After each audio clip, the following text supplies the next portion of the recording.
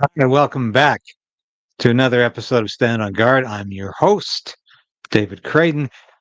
Big news. Nobody else, I think, has discovered this morning. It became obvious to me. Canada doesn't have $5 billion of seized Russian assets. So, where's the money going to come from when we come back?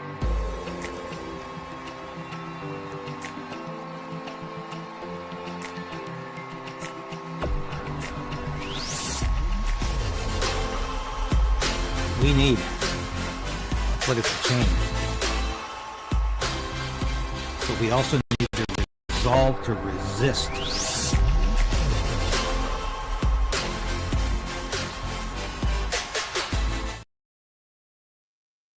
Yes, please like this broadcast and do it now if you can, because it helps us beat the suppression, the YouTube suppression, the YouTube algorithm. And it really does help. Thank you for subscribing and the numbers you have. We're way past 40,000, on our way to 50,000. Glorious days ahead. Thank you for your support. Appreciate it so much for making this into a larger station. It's been a tough battle. It's been a tough hoe because a lot of people have pointed out, why aren't you at 100,000? Well, we are being suppressed, but that's life. I can't beat that. All I can do is roll with the punches and keep moving forward. And that's what we're doing. Before I get into this, these Russian assets that Trudeau didn't freeze, it doesn't have. Obviously, the biggest story of the day is we're still dealing with this Trump tariff. Time with the tariffs, and it seems like that's moving along very rapidly. We've been mistreated very badly by many countries, not just Canada and Mexico. We've been taken advantage of. We were led by, in some cases, fools, because anybody that would sign documents like they signed, where they were able to take advantage of the American people, like has happened over the last long period of time, except for a little 4-year period that took place 4 years ago. But anybody that would agree to allow this to happen to our country should be ashamed of themselves. No, the tariffs are going forward on time, on schedule. This is an abuse that took place for many, many years. And I'm not even blaming the other countries that did this. I blame our leadership for allowing it to happen. I mean, who can blame them if they made these great deals with the United States, took advantage of the United States on manufacturing, on just about everything, every aspect that you can imagine they took advantage of. I look at some of these agreements, I'd read them at night, and I'd say, who would ever sign a thing like this? So the tariffs will go forward. Actually, if he's talking about the U.S.-Mexico-Canada free trade agreement, you signed it, Mr. President. I love Donald Trump. If you read my columns on Substack and in Human Events and all the other publications I've written for over the past decade, I love what Donald Trump is doing to defeat the deep state. I do not love what Donald Trump is doing with the tariff and this potential trade war. It could drive Canada into a Great Depression, as I say again, with a capital G and a capital D. We are already facing economic catastrophe after a decade of drift and misuse and scandal from the Trudeau government. A trade war would put us over the edge. It's going to be devastating for farmers, for manufacturers, for ordinary people just trying to buy food, because food is the first thing that's going to be affected by this. We need to get out of this box. Now, I don't know if Trump is fooling. I don't know if he's playing games. I don't know if this is part of his strategy, whatever that is. But to talk about a $200 billion subsidy when he means trade deficit is really misleading and rather kind of stupid. And besides, we don't have a $200 billion trade deficit if you take energy out of the equation. It's more like 46 billion. Actually, it's 46 billion with the energy. The United States has a trade surplus if you take energy out of the equation. I've said this repeatedly. Alberta Premier Daniel Smith has articulated this. Probably in a way that Trump can understand and digest. So what has to happen? Conservative leader Pierre Poilievre needs to stand up and say, here I am, President Trump. I am the Conservative Party leader who will soon be prime minister. Get to know me. Pierre Poilievre needs to introduce himself to the president, to President Donald Trump. He needs to make known who he is and what he wants to do for Canada in conjunction with the United States. This is important. Stop pretending that it doesn't matter. Donald Trump still seems to think Wayne Gretzky could be the next small c conservative prime minister of Canada. I don't know how he envisions him becoming prime minister, but he doesn't really know Pierre Poilievre exists. Pierre Poilievre needs to get up and make known and tell Donald Trump, stop giving the Liberal Party of Canada a lifeline. Every time you talk about a trade war, every time you talk about tariffs, you help the Liberal Party gain in the polls and potentially win another election, which would be devastating, catastrophic for this country. And that is the message we need to get to Donald Trump. And if I get on American stations this week, that's what I'm going to be saying. Okay, you've got a problem with you've got a problem with this trade deficit. Stop threatening with 25% across the board tariffs. Stop talking about a trade war. You're helping the Liberal government. You're helping Justin Trudeau. You're helping Mark Carney, his anointed successor. You're helping them potentially win another election. And that's what Pierre Poilievre needs to do. It's not my job to do that. But you know what? Why did Pierre Poilievre yesterday come out with this statement on X? And I responded, stop supporting the corrupt Ukrainian dictator and Trudeau's policy of pouring billions of dollars and Canadian Forces equipment into the black hole of Kiev. Now, Pierre Poilievre had tweeted just a couple of hours beforehand about, 3 years ago, our world changed forever in the early hours of the morning. I don't know if Pierre Poilievre understands that the war in Ukraine actually started in 2014, not 3 years ago, but he is in lockstep with Justin Trudeau on this policy. It's time to stop the billions of dollars, stop sending our military equipment to Ukraine, stop keeping this war going. We need peace. And believe me, Russia and the United States are brokering that peace right now, and they don't give a damn what Justin Trudeau thinks about that war. That is a fact of life. But listen to Justin Trudeau. I am announcing Canada will be providing 25 more LAV-3 infantry fighting vehicles to Ukraine. We will be delivering 2 armored combat support vehicles, which Ukrainian forces will be trained on shortly in Germany. Landing systems for F-16s were delivered just 2 months ago, and 4 F-16 flight simulators will be provided in the coming months. And that's on top of the millions of additional rounds of ammunition, components. Okay, this moron has no idea that he's already given away our Leopard tanks. They're blown up on the battlefield someplace. He wants to give away 30 more light armored vehicles, the LAVs. They will be, if they ever see combat, destroyed. It's gone forever. Our own Canadian Army doesn't have the equipment it needs. And he's talking about sending more ammunition to Ukraine, which cannot possibly fight this war because it's lost over 1 million men. Some say 1.8 million military personnel have died. Could be that high. Ukraine is in no condition to keep fighting this war. And it's irresponsible for idiots like Trudeau to continue to say, well, it doesn't matter because it's just Ukrainians dying. We're not dying in the war. We'll just keep shipping them money, keep shipping them equipment, keep giving them military aid.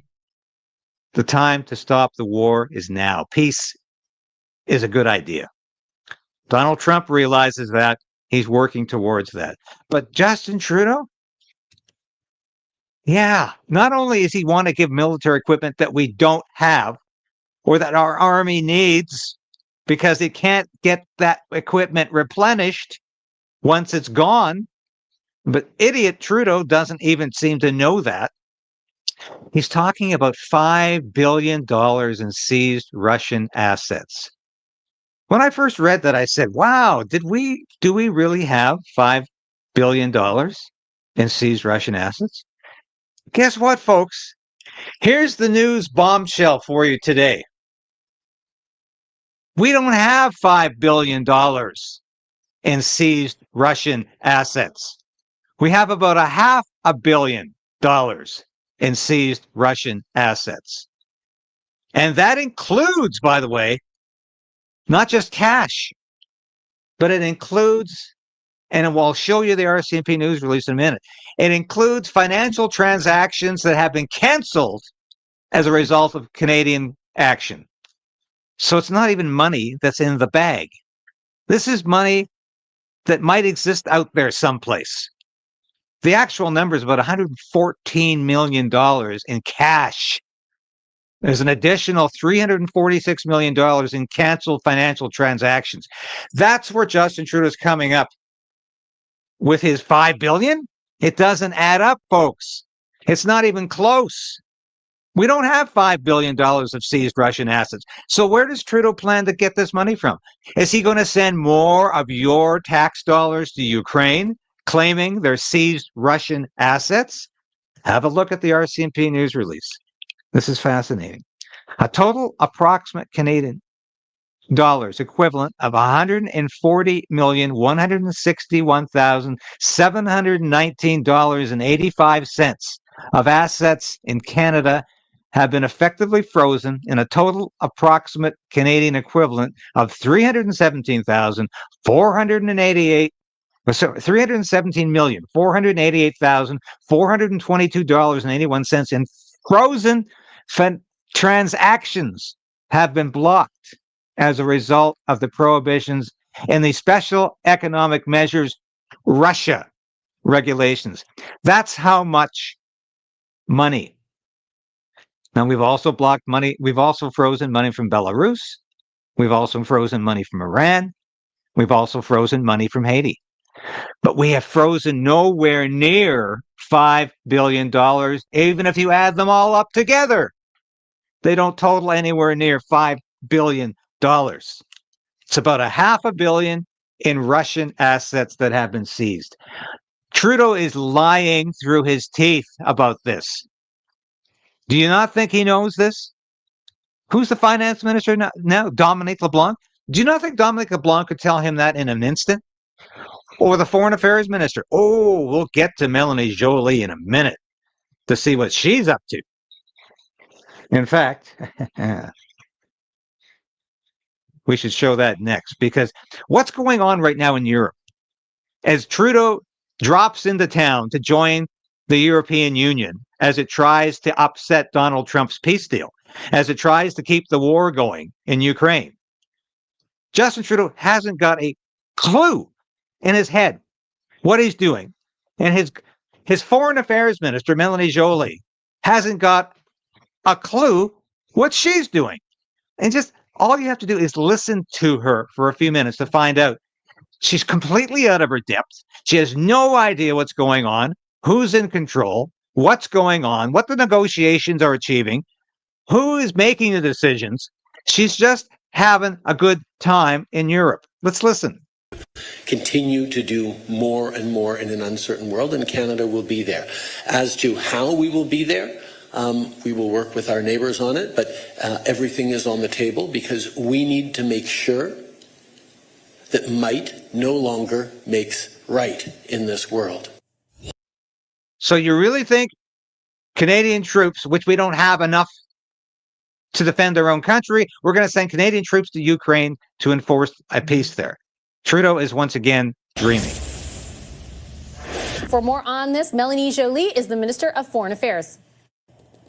Hi, Minister. Pleasure to welcome you back to our show. Thank you very much for making the time. It's a pleasure. Thank you, Vashti. I wanted to start off on a couple of questions the Prime Minister got today about the prospect of Canadian boots on the ground in Ukraine and ask you to be explicit. Is that something your government is considering? And if so, when? Well, first and foremost, the Prime Minister said everything was on the table. And it's true. Now, why I can't give you more information on that very question is things are very fluid. I'm in London right now. I just had a meeting with some key British leaders, including the national security advisors. I was just in France last week talking with the foreign minister and the national security advisor. And I've been in touch also with the Americans. So there are lots of things. She's been in touch with the Americans. She spends most of her time talking to people in the Macron government in France that have absolutely no effect on these peace negotiations. Donald Trump ignored Macron's visit yesterday to Washington. That are happening, lots of conversations that are happening. Definitely the future of Ukraine is being discussed, but we need to make sure that Ukrainians are at the table, and we need to. So she can tell you that much. What are they talking about? They're talking about the future of Ukraine. No kidding. I had no idea. Is that what they're talking about, Melanie? Make sure that they have a say in what is coming next for their country and for the relationship between Ukraine, Europe, and us. So that's why this is the information I can give you at this point. And I certainly do acknowledge the fluidity of this moment where Ukraine is concerned. I think, though, for Canadians who will have heard the Prime Minister today, they are very curious about what lines in principle your government would draw. So I understand that you can't know for sure what's about to happen. But for example, if there, is peace in Ukraine, is it something that after that is secured, Canadian troops would be potentially a part of, or is it a peace process throughout that Canadian troops could be a part of? Because the Prime Minister intimated both at different times today. And it doesn't matter what he intimated, Vassi. Understand this, both of you. Canada has no effect or bearing on these peace talks. Justin Trudeau can say everything's off the table or everything is on the table. Justin Trudeau can promise troops before a deal is signed or after a deal is signed. They're never going to get there. And it's got nothing to do with the process. And this is what these people don't get.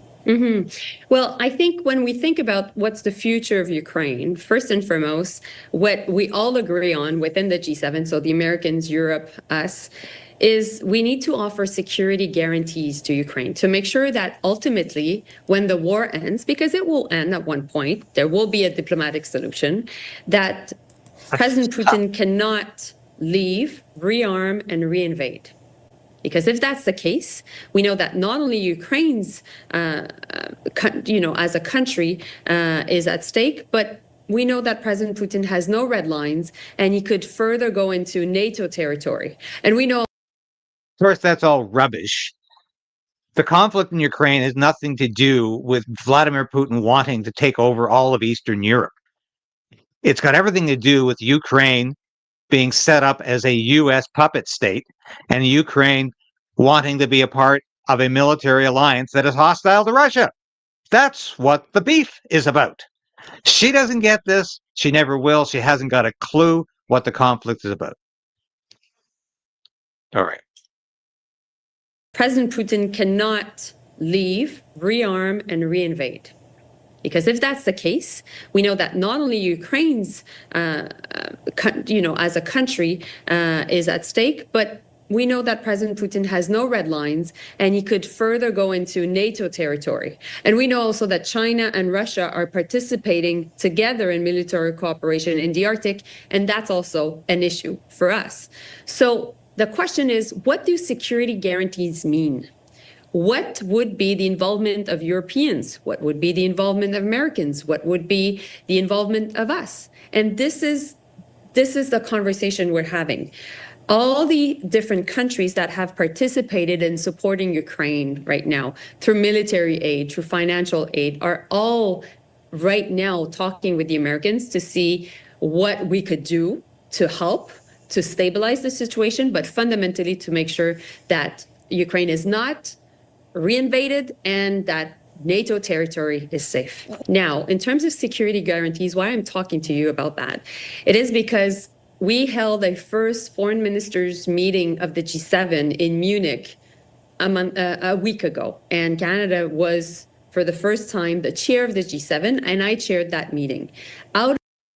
That must have been one hell of a meeting with Melanie Joly chairing it. But has she told you anything you don't know already? Anything anybody doesn't already know? Such as, yes, they're talking about Ukraine, and nobody really knows what's going on. That's because they're not part of the conversation. They have nothing to do with the negotiations. Melanie Joly is out somewhere in the wilderness, along with a lot of other European Union leaders who are just very frustrated because nobody wants to listen to them. Out of that meeting came out a statement, and that statement clearly outlined that all G7 countries agreed that Ukraine needed security guarantees. And this is also consistent from what we're hearing from the Americans. So based on that, that's why I'm referring to that concept of security guarantees. And what is being discussed as we speak is what does that mean? What types of guarantees are strong enough to make sure that there's a true deterrence impact against Ukraine, against Russia, and how can ultimately we be united in that way of ultimately protecting Europe and also protecting NATO? So she doesn't know what security guarantees are. She hasn't got a clue. She's asking everybody else, can you give me an answer here, please? Because I don't have any answers for you. This is the height, or shall we say the depth, of incompetence. This is a minister who is clearly way over her head in this portfolio. She hasn't got a clue what she's doing. But neither does Justin Trudeau. They're there because they keep insisting that they were never wrong about this, that they're with Ukraine till the end. The end is already here. And they are not going to have any effect or influence on the outcome of this. Now, I'm running out of time, but let's have some fun here, because the Liberal leadership debate was last night, and it was potentially devastating for Mark. I've used devastating far too many times today. It was potentially damaging. How's that? For the heir apparent to Justin Trudeau, Mark Carney, because we already know he uses his French very sparingly in public announcements and speeches because it's not very good. And he hasn't been using his French for the last decade or so. He's been over in Europe speaking English. Very little French. But he really made an ass of himself last night at the Liberal leadership debate. Let's have a listen to this. This is funny stuff. Avec Hamas, nous sommes d'accord avec une tous. Nous ne sommes pas d'accord avec Hamas.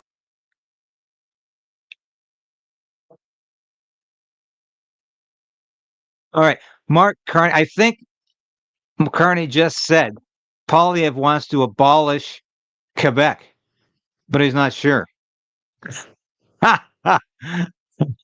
And the incredible thing is, he also said, "Je suis d'accord avec Hamas," which anybody with an elementary understanding of French means we are in agreement with Hamas. So he thinks Poilievre wants to abolish Quebec, or maybe defund Quebec. That'd be an interesting idea. And he said, Mark Carney just said, so we agree with Hamas. Isn't it important for Prime Minister to be able to clearly communicate that Canada does not agree with Hamas? Apparently Mark Carney can't. And there's more to come here, because Freeland and General Hillier, Rick Hillier, posted this last night. He was listening very carefully to this debate. And this is absolutely hilarious.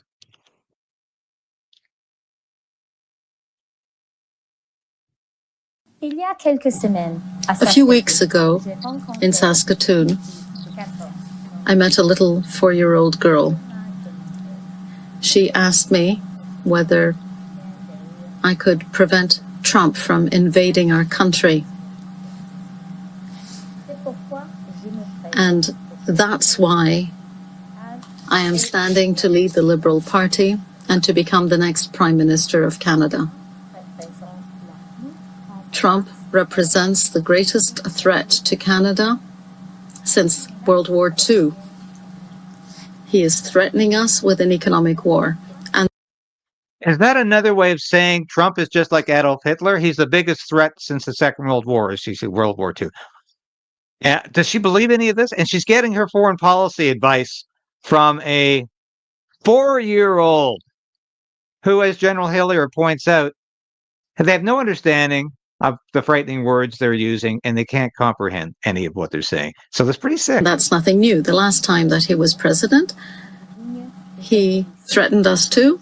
And at the end of the day, I succeeded in protecting our economy. But this time, Trump's threats are worse.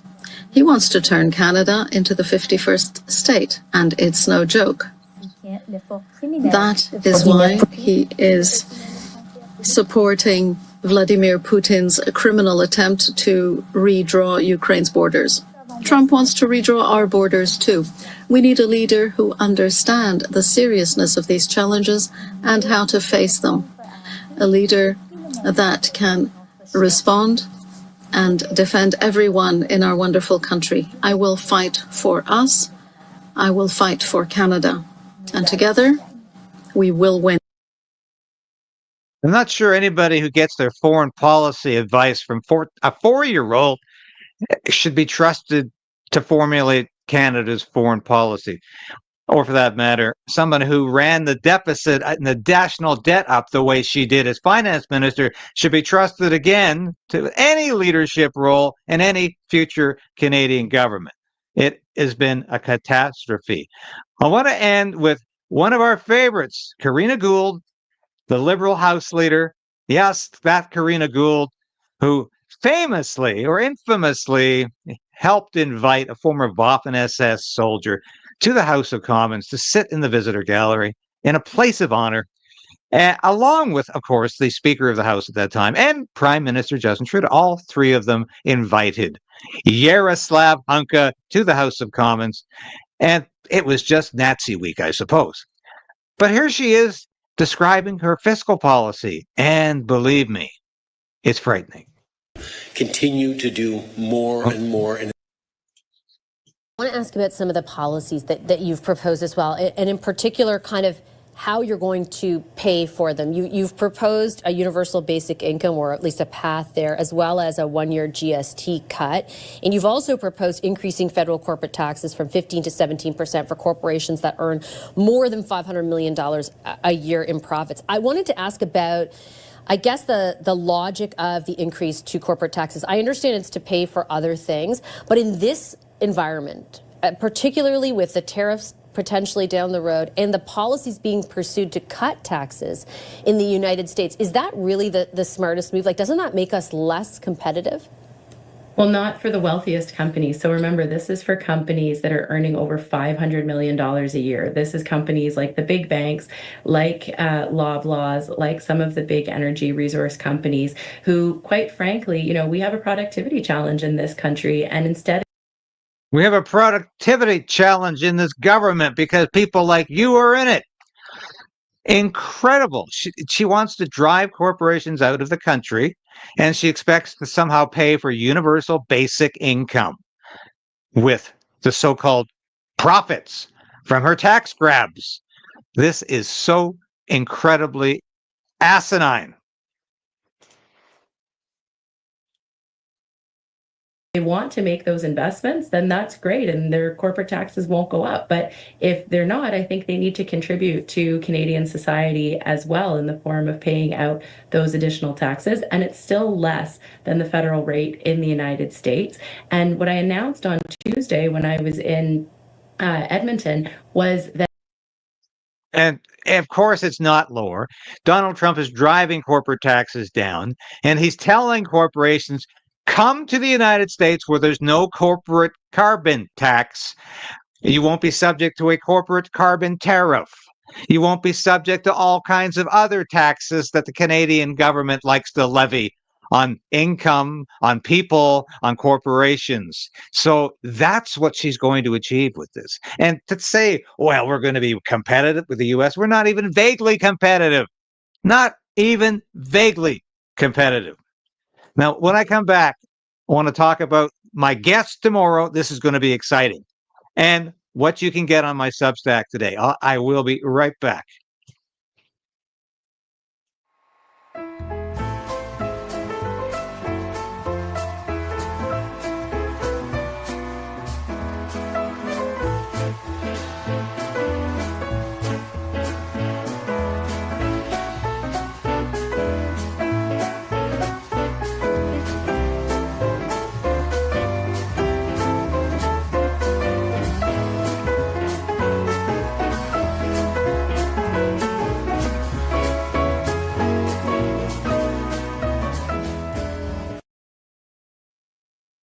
Yeah, some guy who commented last night, don't show your promo piece. We don't care. Well, I don't care if you care particularly. A lot of the folks watching this broadcast do. I'm proud of this merchandise. It's good. It's very good. Have a look at my Substack today, folks. You can see, I hate to use the word deep dive, but there it is. Yes, I was overruled. It's a deep dive on Mark Carney. It's all the information you need to know about why Mark Carney talks and writes and acts like a Marxist. One of those millionaire, multimillionaire, perhaps even a billionaire Marxist. You've seen them before. They want to use ideology to suppress speech and oppress people. And left-wing ideology, woke ideology allows them to do that. Have a look at this piece. It's on Substack. The information is in the directions below, and you can have a look at it there. And my guest tomorrow, it will be Kyle Kemper, brother to Justin Trudeau. And we're just going to have an interesting conversation about Trudeau's legacy, about how Donald Trump has changed the United States, about the potential tariff and trade war with Canada, about how Bobby Kennedy Jr. is going to shake up the United States as Health and Human Services Secretary. You have to remember, Kyle was on Bobby's campaign before he joined Donald Trump's campaign. So I'm interested to hear what he thinks Kennedy is going to do in terms of vaccine mandates in the future. We'll never have another COVID pandemic disgrace where people are forced to do things against their will. And I think we're going to have a lot more common sense about these issues. So join me tomorrow morning at 10 with Kyle Kemper is here. He's on board on Krayden's right, on Stand on Guard, where we try to give you all the news you need to know. And we always encourage you to continue to resolve to resist. Thank you so much for watching today.